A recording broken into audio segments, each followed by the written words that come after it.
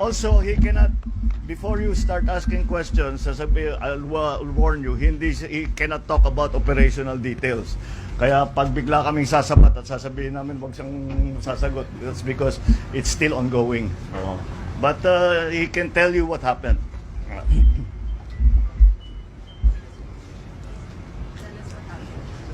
Ano po nangyari sa Good morning po.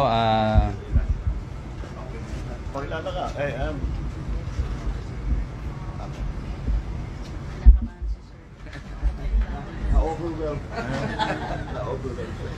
Alam mo sa training sa military at sa police walang training para makakaharap sa press.